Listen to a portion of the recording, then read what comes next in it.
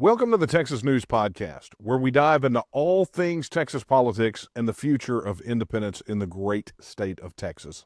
I'm Daniel Miller, and on today's episode, we're going to be taking on the issue of cryptocurrency with our very special guest, Matt Frazier. We're going to be talking about central bank digital currencies, decentralized finance, and why you should beware of the current Bitcoin bull market. So don't go anywhere.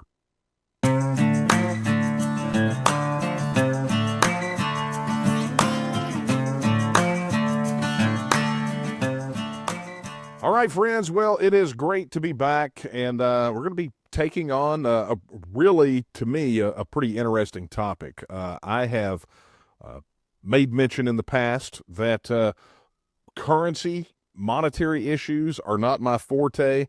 And although I've lived, thrive, and put food on my table in the tech world, cryptocurrency is always something that I have tons of questions about. So, this today is going to be what I would think an extraordinarily useful episode for any of you out there that are looking at what's going on in crypto and kind of scratching your heads, right? And I'm going to tell you right now, today's episode is not going to be a class or course in cryptocurrency. It's not going to be. We'll definitely, with Matt, we'll talk about some of the basics, but what we're really examining is the issue with cryptocurrency, especially what's happening with the bull market for Bitcoin, and what effect that will have on the issue of independence here in Texas. How is that going to affect our political and economic independence? So, I mean, look, as we're recording this, Bitcoin is riding an all-time high in value. One Texas legislator has filed a bill for the next session that will establish a state-owned Bitcoin reserve. And Trump hasn't even been sworn in yet, and his nascent administration is being measured by their level of support for cryptocurrency. And so to help us make sense of what this could mean for Texas and our political and economic independence, I'm turning to Matt Frazier. He's the CEO of Infinite Development. They're blockchain developers who are responsible for the Texan token, Ophir, and many other projects on the blockchain. And Matt is the T&M's resident crypto expert. So I think there's no better person that we can unpack all of this with than Matt.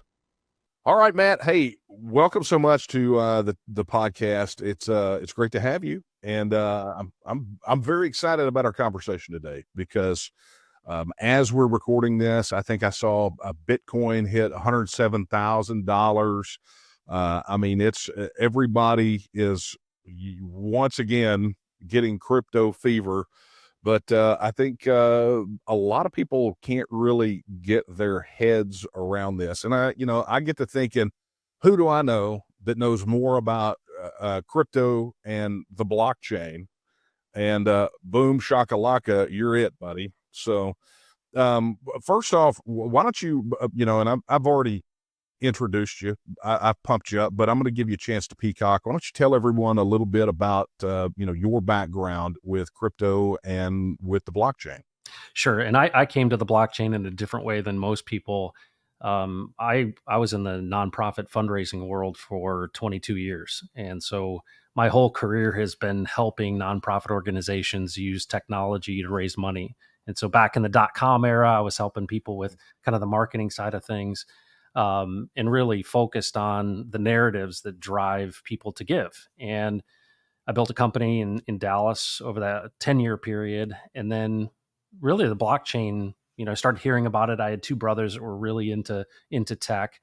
And it wasn't until about 2015 when I really considered, all right, there's something here. And we talked about building mining and doing Bitcoin mining. But strangely enough, we looked at the price, and the price of Bitcoin at the time was $414. Yes. And we did a whole pro forma, and we had investors, and we said, it's going to have to double for us to make any money.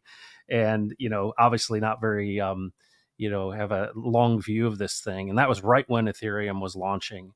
And so it was the early days, but it wasn't until about 2019 when we saw a guy in the crypto world raise $27 million in 60 days for a nonprofit organization that I said, okay, there is something here. And that's actually around the time that I had first reached out to the TNM. And it was an amazing kind of, serendipitous thing, because I was really interested in what you guys were doing, and you guys were interested in what we were doing, and this opportunity to utilize what we call tokenization as a means to raise, capital, is really exciting, because I believe the future is really based on trust, and organizations like the TNM have that. They have that trust. They have people who see the world the same way, and that is an opportunity to store value. And so the blockchain is a great tool for that. And so that's kind of how this all kind of came together. And now that's what I do exclusively. Wow, and I've heard the whole story, guys. It's a pretty wild ride. I would suggest that at some point when you get an opportunity to corner Matt, make him tell you the whole story, but be sure you tip him. But tip him in crypto. He'd appreciate that. That's right. Well, look, we have had a lot of different conversations, and I'm just going to tell you, you've been very helpful for me personally and for the TNM as a whole, and really helping us get our heads around this. Because I mean, obviously, when you have a movement like ours, that's really about this idea of decentralization. Something comes along that is decentralized finance. You hear that term, and it's obviously quite interesting to us, and especially with our organization. Everybody thinks that it's about getting the Texas vote, and that is a key component. But really, we're moving Texas toward independence. We refer ourselves as nation builders. That's what we're doing, and so we have to naturally, as an organization, try to look over the horizon to see what's coming, what things will help us build this nation once we gain our independence. And you can't have a conversation about the future, particularly when you talk about finance and monetary policy and currency, without crypto coming into the conversation. I mean, it's there. And so you take that, and then the things that you've talked about related to decentralized finance. Why don't you just, for the listeners that may be brand new to this concept? I mean, maybe they're hearing crypto, maybe they're watching Bitcoin, although they have none of it. They're hearing Trump talk about, crypto and having a pro crypto policy. Let's just start kind of with the basics, if you don't mind. And because I want to get into some deeper water, so we don't want to spend a lot of time on it. But why don't you help people understand, essentially, first off, just give them a basic definition of crypto, and then we'll talk about decentralized finance. Yeah, you bet. You bet. Well, I think it's important to understand that, crypto in its, the term, cryptography, is really this idea of having security on a public ledger. And so the simplest way to put it is, imagine that there's like an Excel spreadsheet in the cloud, right? So, or it's just like a written ledger. The point of crypto is to say, in a secure way, that we can write or read from that ledger. And it's a collective ledger that we all can view, but we can only either read it, what's there, or we can add to it. That's all we can do. And so what's really genius about this, and it is encompassed in the Bitcoin white paper, Satoshi Nakamoto, you've probably heard that, the founder of Bitcoin. Well, this was really really a watershed moment, because utilizing the blockchain and then cryptography to say, could we ultimately have on the blockchain this distributed ledger, meaning no one owns it? It's not in AWS like Amazon's, cloud computing. It's not at Microsoft. It's literally distributed across thousands and thousands, if not millions, of computers. And essentially, what's happening is we're going to keep track of all of these transactions, and you can't double spend them. Everything is public, and you can't, cheat or fool the system. And it seems like a real simple thing, but what it really promised was that there would be this future where you could have peer-to-peer digital cash. And so the term cryptocurrency today is a misnomer. And it's really because of the powers that be, and we'll get into that topic later. But I think it's important to realize that the original vision was that this was going to be a way in which anyone, anywhere, could literally transact as a currency peer to peer, without middlemen, without counterparties, without central banks. And of course, the people that really embraced this in those early days were called cypherpunks. These were the people who literally were very libertarian in their mindset. And they're saying, no, we don't want to have anyone in the middle of any transaction.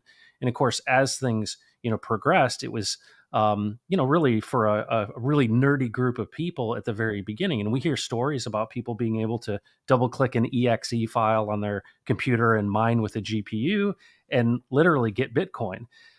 Well, it's obviously come a long way from there, going from, pennies to over $100,000 today.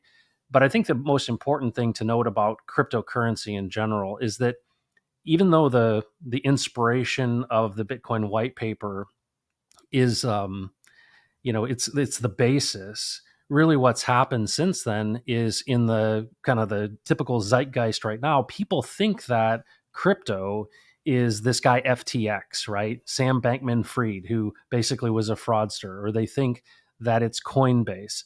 In reality, there's a delineation between centralized finance, which is really a kind of a corporate, takeover of crypto, and then there's true decentralized finance where people independently hold their coins, their keys to their wallets, and they still are able to transact peer to peer in a decentralized form where there literally is no middleman and no counterparty risk. That's a very, very small part of the bigger picture of crypto. And that's really where a lot of the action is really a battle for the independence of crypto itself. Well, and let's talk about that. And thanks for the rundown because look, for a lot of people, they saw headlines, they've heard of Bitcoin, a lot of people have probably not heard of Ethereum or any of the the other things. I mean, think about the learning curve that took place when you started having other coins like Musk talking about the Dogecoin or the Texan token. Yep. I mean, there's a big learning curve among the people, but there is, and I've sensed this from a policy perspective, there has been a sort of a policy backlash. I mean, I saw people at meetings arguing against a central bank digital currency without even really understanding what it was. They really, I mean, honestly, the first three words in the term scared the crap out of them without even understanding what it meant. And I think, for me, it's that centralization. And I'm glad you mentioned that. This gives us a good opportunity to talk about, Yep. that really attractive term of decentralized finance. Why Yep. don't you kind of lay that out for everyone? Sure. Well, let's just think about the history of things that have gone digital. I think music is probably the simplest one for people to understand. Yeah. We went from having, records and albums to vinyl to 8 tracks to cassette tapes to CDs, right? And then of course when music became digital, obviously because it was smaller format, it was really first to go. Now we've got obviously all movies and content like that is all digital. Well, we're in an era now where money is going digital. Okay, so we've seen this before. And so if you think about it, what is typically a digital version of something that previously was analog? Well, it's very similar to the analog thing. And I think that there's a bit of a confusion. A lot of people think because it's technology, I can't understand it. Well, if you really think about this simply, you currently have a bank account, and that bank account has a number associated with it. That number, well, if you think about what happens with a check, right? You've got a routing number and you've got your bank account number. So I know routing what bank it is. I know what your number is. And then if you actually look at money, it has serial numbers on the money, actually. And so if you think about how actually money works right now, you just don't look at it this way. But if you go from an analog financial system to a digital one and you think of it like the money, well, there are a lot of opportunities. There's a lot of messes that are made. There's a lot of there's a lot of challenges when you take something digital, and that's where this decentralized versus centralized issue comes in. And so I'm an advocate for decentralized finance, and it's very much like this idea of Texas independence. Is that what are the things that we feel like are inalienable rights? These things that we have that are not given to us by the state. And part of that is fundamentally this idea of being able to transact. And I think one of the most helpful things for me is to understand that value is actually a product of human labor. Period. End of sentence. Everything else that we have that we use as currency is literally a proxy for human labor. So if we think about it, whether it's a good or a service, that's really all that exists out there in the world. And it comes from essentially the creative ability of humans. And that function, right, the ability to create is a God given right. And the idea that you can then take your value that you've created with the sweat of your brow, and that you have some sort of proxy that represents that, because it's just hard to trade sheep and goats and grain and all of these things. But at the end of the day, that's what it's a representation of. Of course, the first proxy, for the most part, I mean, you can go back to conch shells and all sorts of things and tally sticks, but gold is probably the most understood of the proxies. But as you've abstracted it all the way into the banking system, people have lost the fact that this is actually a representation of you, your creative ability, and it's really it's your value that you've created. And so what has happened, within our existing, fiat financial system, where we have not attached our money to something of real value, what we're essentially saying is we're saying the government has the right to reach into your pocket, right? They call us consumers, but actually in reality, it's an upside down term. We're actually the ones who produce the value. And when they say that the US dollar is backed by the good faith and credit of, us as the people, what they're saying is, you are the value, and we're going to take it out of your pocket and we're going to send it to Ukraine or whatever we're going to do. But actually, when you realize we're the producers, not the consumers, we realize that the wool's been pulled over our eyes. And once you've realized that, you understand how powerful it would be if we could actually create a separate peer-to-peer decentralized financial system. And that was the promise of Bitcoin. And so there are groups of people who understand the power of decentralized finance in its truest form. And that means, hey, you got to hold your own keys, your own coins, and you can essentially trade this value peer to peer with anyone across the world. The problem is centralized financial world, the big companies, the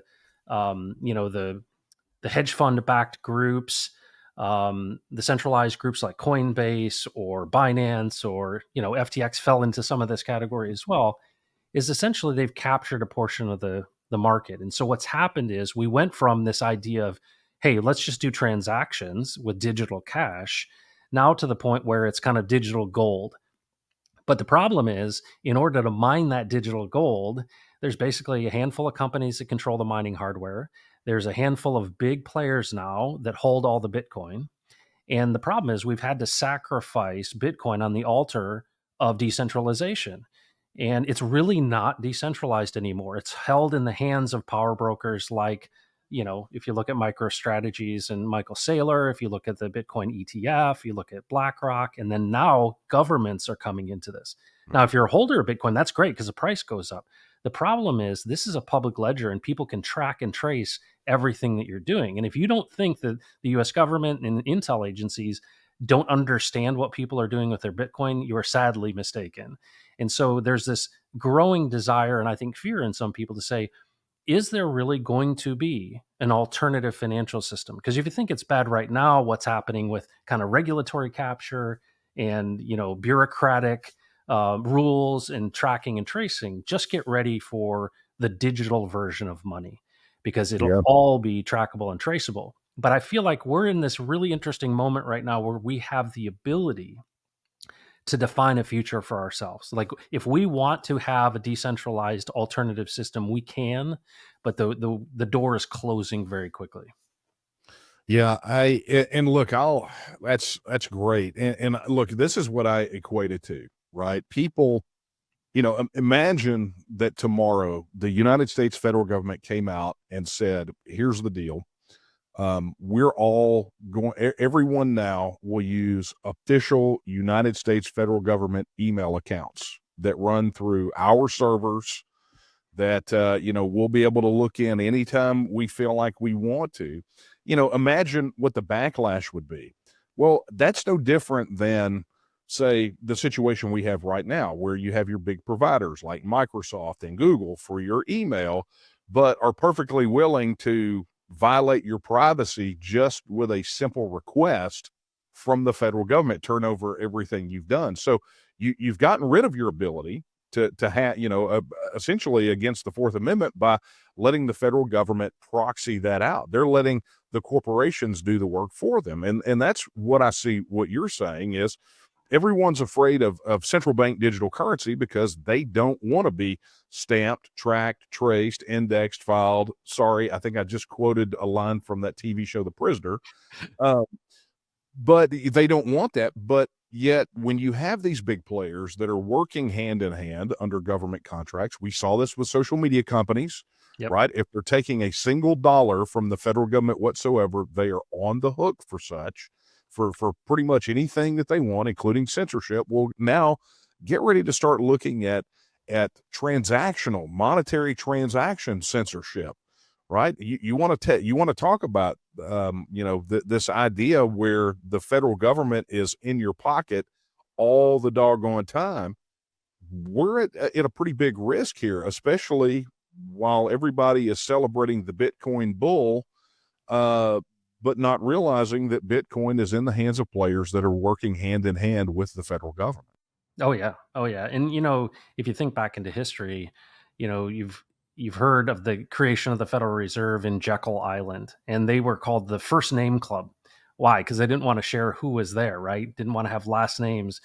And that same thing has kind of happened again, right? That we're in the midst of, instead of it being kind of government people, it's the corporate titans, if you will.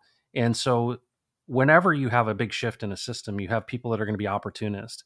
And of course, what we're seeing is that there's this relationship, and probably the number one person that is high profile is Peter Thiel. And if you want to dig deep into this, there is a series called The Chain, written by Whitney Webb, and it really dives into the relationship between essentially intelligence and Bitcoin.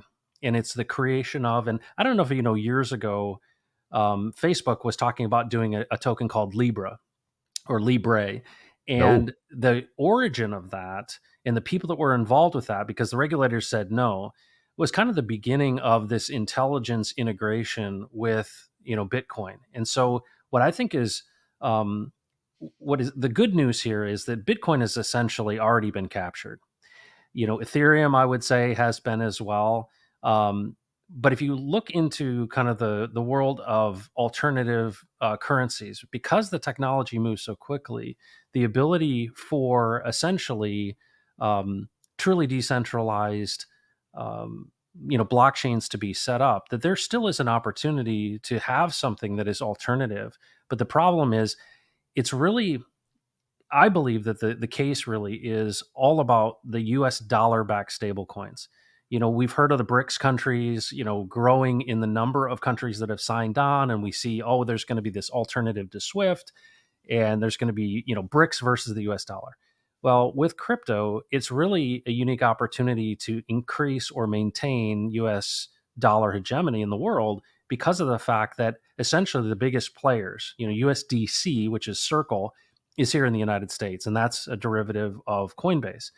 And so instead of having a central bank digital currency that everyone will, get scared about, we're going to have a de facto one. And that is, they want to regulate stable coins and they want them backed by US dollars.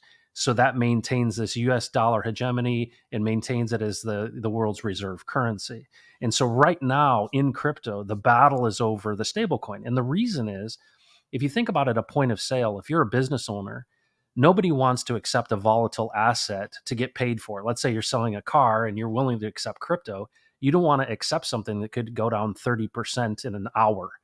So you want something that's stable. And so when we do transactions, the US government, as well as those players in the corporate world, they want to have something that's backed by the US dollar, that has to buy US dollars and maintains this dollar hegemony across the world, as we're the only ones in which you can do the final transaction in, because no one wants to sit in a volatile asset.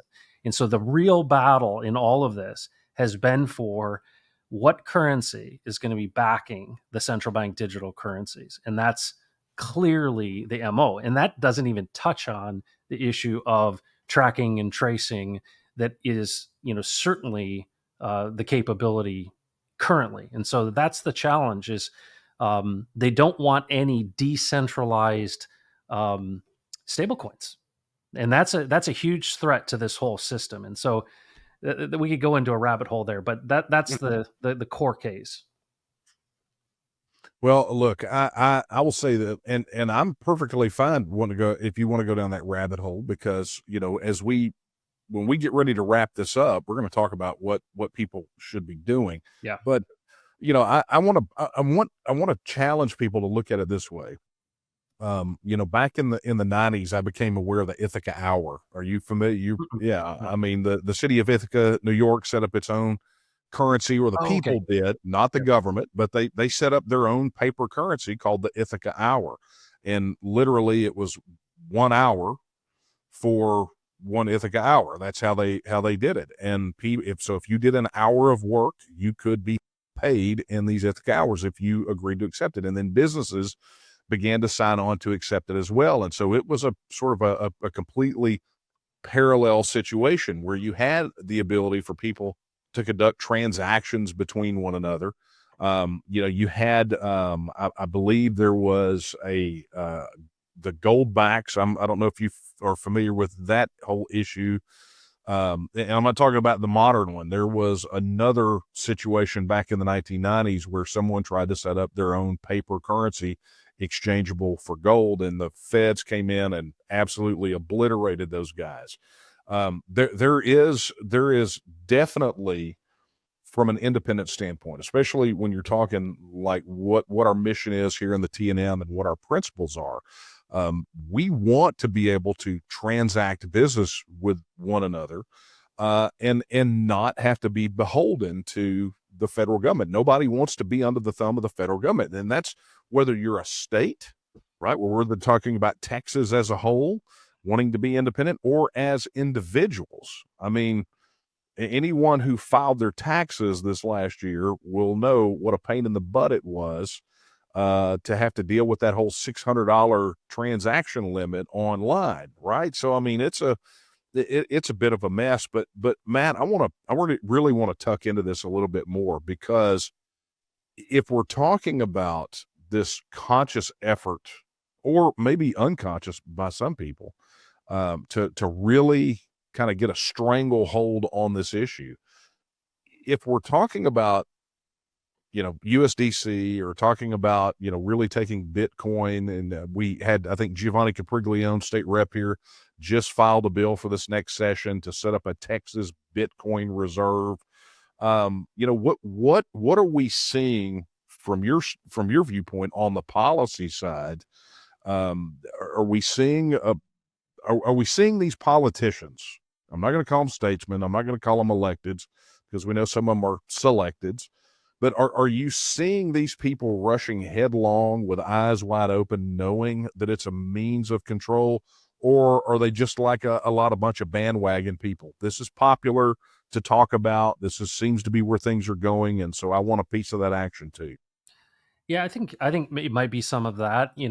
There's one of the big issues I think is you have to understand the backing, right? And so those that are kind of jumping on the crypto bandwagon, I think a lot of people do think that crypto is one thing, right? It's Bitcoin, right?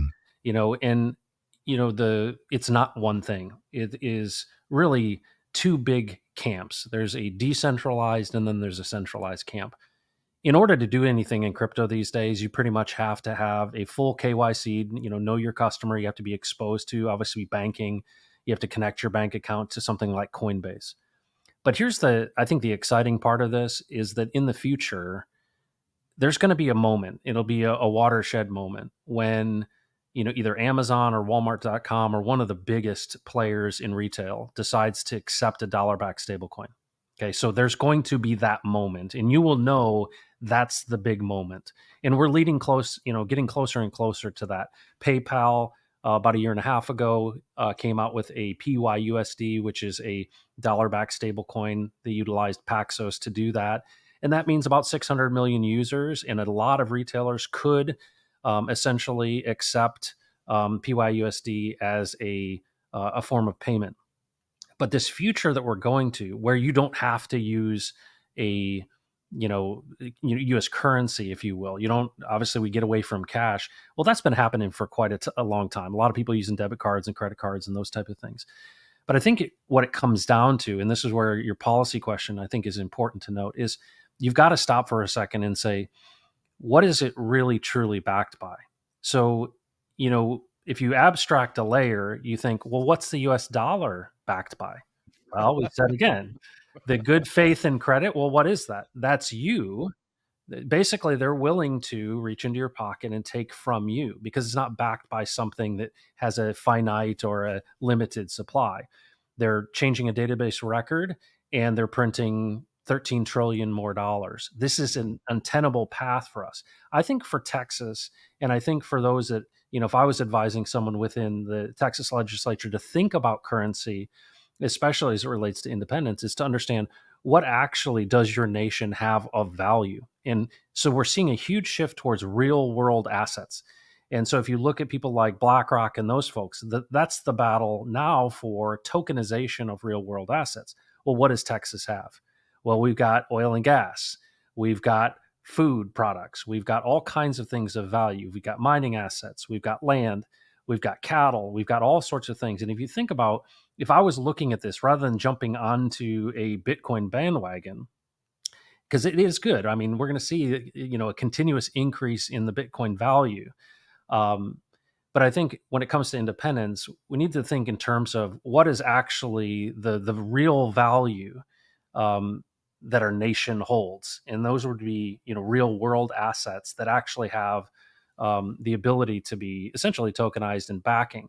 But we're so addicted to cheap credit and cheap money, and that's really what has driven a lot of quote unquote progress. The unfortunate part is we've kind of sold our kids and grandkids down the river because of it.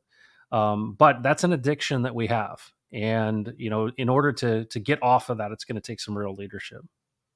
Yeah, and that, and I think interestingly enough, we're seeing Texas make some moves that direction. I mean, we saw multiple pieces of legislation last session that obviously stalled out for again reasons. If anyone wants to hear that, just go back and listen to my podcast from back then. I mean, what a crap show the last session was. They were too busy with playing games with the attorney general and everything else rather than taking care of business. But there were several pieces of legislation. One dealt with really, in my opinion, this was carrying out the provisions that never got implemented in the Texas Gold Depository Act, which that's a fascinating topic. We probably need to get somebody from there on here, but there was a constitutional amendment flying around that was a right to transact, essentially, where it basically said people should be free to transact with whatever they consider money. They wanted to get that entrenched, ensconced in our Texas Bill of Rights, which is pretty cool. Yeah. That's good. So, there have been some movements there, and I believe that Representative DeRazio has refiled at least one of those. I think the gold depository one. I think he filed. But that's where we're at. Which I guess that brings me to my next question for you while I've got you here, Matt. So, let's say that you're the grand poobah. Let's say you're sitting in the governor's mansion and you're going to send your legislative director over to the Texas legislature to work with these reps and senators. From a policy perspective, what do you think the state of Texas should absolutely do in this next session? So as it relates to crypto Yeah, and financial, yeah. Look, if you like make every day Matt Frazier Day or every day ice cream cone day, yeah, yeah. let's Well, save those for later when you're yeah, staring at yourself in the mirror and combing your yes, hair and yes. There dreaming of you the go. governor's mansion. There you go. I do that every day.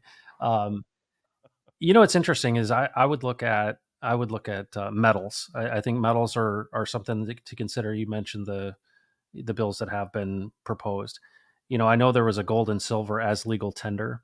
one of the things that I think we need to at least consider is, if you look back in history, gold is kind of the money of kings, and then silver is the money of lords and ladies, right? And of course, copper is typically was the currency of the regular folks. Well, there's a reason that worked, and you know, if we have the opportunity in the future to consider what is value, obviously you can barter right now on Craigslist if you want. You could trade. It's very difficult to keep people from transacting value, right? You see that in Right. prison, right? If you've got ramen noodles and cigarettes, you literally have currency in prison. So you're not really going to keep people from trading. But I think that if we think about gold, silver, and copper as and you think about, the production of rounds, this is a base layer when it comes to value. And if Texas was willing to put into the Bill of Rights this essentially these core metals, because if you think about it, an ounce of copper is about 26 cents today.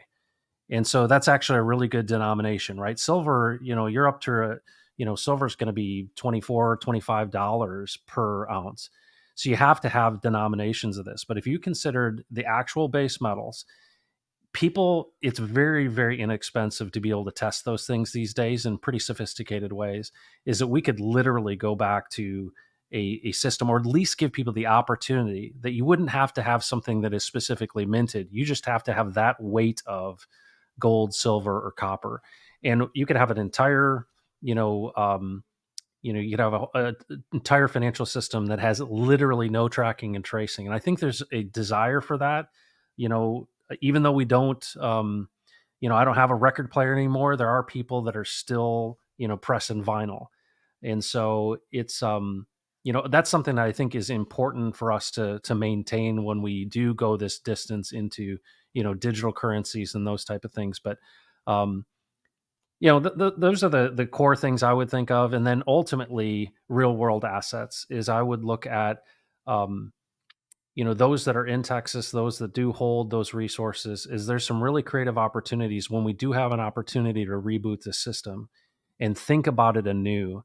I think what we need to do is we need to not consider speculation as value, is that we need to tie it to real value. And that doesn't mean it just has to be gold. No, there's a lot of things of value in the state of Texas. And there would be a really unique opportunity for people to once again put us on the basis of something that is real instead of fictitious. Right. Yeah. And that was we recently, and I can't remember if it made it into the analysis or not, but we did an analysis about how close Texas is to actually having its own currency, because obviously that's one of the questions that we get Yeah. an awful lot. And I don't know if it made it in the final analysis or not, but one of the things it effectively talked about was the way that Texas can float a stable currency is to essentially peg it to the value of every asset in Texas, to Yep. every industry, and I mean, I'm not going to get into that here, but that's been something that's been on the table, I think, for many years, is talking about Texas establishing a bourse currency, which again, look, I'm not a monetary guy. This is why I have to come to you and ask about crypto and have to go to these other, but that's not my thing. And so I take no position one way or the other, but I am open to hearing these sorts of things. And I'm glad that people are already starting to think that direction. But Texas is already very close to being able to have its own national currency, if we wanted it to. Well, Matt, while I've got you, just for a few more minutes, we talked about what Texas should do from a policy standpoint. But we're talking to individuals right now. We're talking to people that are ostensibly supporters of Texas becoming a self-governing independent nation. They are, people that support that same principle of, independence begins at home. And, the key political component here in Texas is the individual. So let's speak directly to those people that are listening or watching right now. What should they be doing in light of everything we've talked about related to Bitcoin, CBDCs, the proxies, everything? What should they be doing? Well, I think if you just look at what the trajectory of the national debt is, right, as a part of the Whoa, United whoa, whoa, States. whoa. Hold up there, Hoss. We don't call it the national debt in these parts. That is That's the right. That's federal right. debt. The That's the federal, federal debt. absolutely. So the federal debt, absolutely. I appreciate you correcting me there. Y- It's a well, if you think about it, this is a future that we can't. Well, my advice would be we're going to see what others have called the great melt up, meaning asset value as you continue to debase the currency, assets are only going to increase in value. Now, the value of the US dollar as it relates to those assets is the problem. The people that will maintain um, are likely those who hold assets. And the problem here is that there's a whole lot of people in the state of Texas who do not hold assets. And so this challenge, and I would say it's probably over the next 7 to 10 years, is we're going to see a massive increase in the value in dollar terms of assets. We've already seen that with the housing market here. Obviously, people have, flooded to this area. But the problem is the people that don't hold real world assets are going to be left behind because other wages and such are not going to be able to keep up, and we're going to continue to have this issue of potentially runaway inflation because there's just no other move that the federal government's got. And so that's kind of, I guess, the first warning. The second one is, this is the reason why people are going into Bitcoin. They're calling it digital gold. Is that, what is essentially your hedge against this inflation? And so when I, look at cryptocurrency right now, it's very speculative. The question is, what are you able to put your resources into that is not going to decrease in value? And so there are people who are gold bugs. I kind of tend to be in that category if it wasn't for crypto. But when you look at where we are in the cycle right now, we're in a bull run. We've obviously exceeded, we're at all time highs in Bitcoin. There are a reason that people are putting this on their balance sheet. I kind of joke to some people that, if we wanted to start a business today and the only thing we did in our business was buy Bitcoin and we didn't do any business except buy Bitcoin, our bottom line would probably look better than most businesses in the country. And that's really what people are banking on because these asset values are going to go up so much because of the value of the US dollar is going to be declining so much. And so that's one, I guess, warning. I think the second thing would be um, is to be thinking about, what is the what do you want? What do you want? And I think that when it comes to independence and money, is that crypto currently is really an asset rather than a currency. And most people think that it's, because it's called cryptocurrency, it's really an asset. It's taxed like an asset. I think we're going to see a really interesting time here in the next 4 years as far as the attitude towards cryptocurrency. And I would say right now, at least in the next 12 months, there's a really unique opportunity in the crypto market because of the fact that there's going to be so much mass adoption of it. And then I would say in the next 3 years, we're going to see major retailers starting to accept cryptocurrency. So I don't want to be somebody who's just endorsing people getting into speculative assets, but this is definitely a asset class that they predict to be, as big as the real estate or bond market, which is about 200 trillion, and we're sitting at what about 3.87 today. So this stands to grow, and so if you think about getting involved in something early on, it's probably a pretty good thing to consider. But this is going to be a wild next 7 to 10 years as it relates to money going digital and how we deal with this federal debt. Yeah, it's going to be interesting to see. And actually, I'm going to be. That gets me to our wrap up. I'm actually going to be joining you as we're recording this. Will be tomorrow on your Yep. live stream. Matt, why don't you tell everyone where they can connect up with you? Website, YouTube channel, Sure. X, give it all. Sure. All right. So I've got a YouTube channel which is called Crypto Heartbeat, just like it sounds, Crypto Heartbeat. And I talk about crypto. I do a number of things on spiritual topics on Fridays as well. you can find me at Crypto Heartbeat on Twitter as well. And this is just it's a battle that we are in for this decentralized alternative financial system, and you know we're looking to be a part of the new nation of Texas, as we support you and what you're doing, Daniel. Well, look, we appreciate it more than we can even express. I've said it to you before. If I keep saying it, it's going to make things weird, and I just don't like to make things weird. So, but look, I really do appreciate it, and I know everyone in the organization appreciates it as well. And I'll tell you, for you guys who have not seen any of Matt's live streams, you're going to learn a tremendous amount about this space. And let's be honest, the people that are going to be left behind when it comes to this issue, or be crushed under the weight of the federal government and their proxies, or the global banking system, are the people who just don't know that that's what's happening to them. The time to plead your case is not when the noose is around your neck and you're standing on the gallows.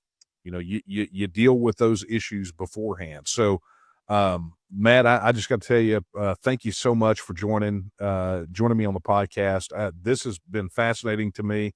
And I will say this, folks, if this did not at least begin to open your eyes in relation to this issue of decentralized finance, you're going to have to do some more digging. Don't make Matt and I turn this into a two-parter, because we will so do this. We're that close. Yeah. We can turn it into a two-parter. So, Matt, again, thank you so very much. Yeah. Thank you, Daniel. I appreciate all that you do, day in and day out for, supporting Texas independence. I think it's an absolute, it's inevitable in my opinion. And I'm just excited to do it, be a part of it with you. Well, super. Let's go win. All right. All right. Thanks, Matt. All right. And again, a big thank you to Matt Frazier, CEO of Infinite Development. He gave you all the places you could go. Be sure to connect with him. And I do regularly watch his live stream. Not just because I want to learn about crypto, but because he's pretty inspiring. So you're definitely going to want to check that out. Well, friends, that is going to be a wrap for the Texas News Podcast. This will very likely be our last one for 2024. We'll be doing a TNM live stream where we basically recap the year. It's kind of an annual tradition for us. And we'll be doing that again this year as well. But I want to tell you guys, there are going to be some changes moving forward. The Texas News Podcast will again be on a regular production schedule. Definitely apologize for the gaps. We're trying to get some things sorted and figured out over here because we're doing a major expansion of our content offering. So Texas News will still be here. We will go to focusing more on unpacking some of the news of the day. And we're moving the thing where most of you have probably heard me for the first time, Late Night Coffee Talk, which is the live stream that I did twice a month on the second and fourth Wednesdays of the month. We are moving it back to where we were 2 years ago, which is I'm going to be doing live Q&A on Late Night Coffee Talk every Wednesday night. So we're going back to weekly on that. Plus, we're going to be releasing a whole lot of brand new content that's in development, including a return of a very special broadcast or podcast that we do specifically for TNM activists and volunteers, called the Texas Accelerator. We are also going to be launching a brand new podcast that's under wraps that will be video, just like this one, but where we interview lots of figures. So take what you had with Matt today, but look at it more as a behind-the-scenes peek of what's happening inside the TNM, plus a whole lot more. So 2025 is going to be pretty phenomenal for content. It's going to be a lot more regular with the Texas News Podcast, and just a lot more offerings. So you're going to have an opportunity to pick your poison when it comes to content for the issues of Texas independence, the thing that we're all here and that we care about so much. So that being said, a reminder, if you have not already registered your support with the TNM, I would suggest you go do that right now. Head over to tnm.me/vote and register your support. Additionally, just like every other organization out there, we're sliding into the end of the year and really could use your support. Fundraising is extraordinarily hard for everyone at this time of year, and understandably so. It's Christmas time. But our work continues. Our servers stay up, our content production stays up. Our preparations for the legislative session continue, discussions there. I mean, there's so much that is going on right now, and we really could use your help. So I would encourage you to head over to donate.tnm.me and definitely just drop some coin in. Look, if it's $5, that's great. But it's also important to know that, and I think we haven't even really formally announced this yet. I mean, I think a couple of mentions here and there, but right now, donations go straight to membership credit. So you can, by making a contribution, actually get credit for membership in the TNM. So that's always a big plus. But look, we really could use your help. I hate to sound like Wikipedia, where they have at the bottom, if everybody who used Wikipedia just donated $1.25, then we would be flush, that sort of thing. But it really is the truth. The efforts that we're making are supported financially by far too few. And if you get anything, if you perceive any value in Texas independence, then we could use your help right now. Okay, friends, as I said, that is going to be a wrap. And as I said, this will very likely be the last podcast for the year. And so I want to take this opportunity to thank you all for participating in this experiment. We had never done a true podcast until we launched the Texas News Podcast. So I want to thank you all for your support and your participation. And I'm very much looking forward to seeing what we can do on the front of Texas independence in 2025. So from myself, my family, the Texas Nationalist Movement, I can't thank you enough. And so for the final time, likely this year, I will leave you with the words I leave you with every time we're together. They're not my words, they're the words of Sam Houston when he said, "Texas will again lift its head and stand among the nations." I believe that time is now, and the question is, will you stand with her?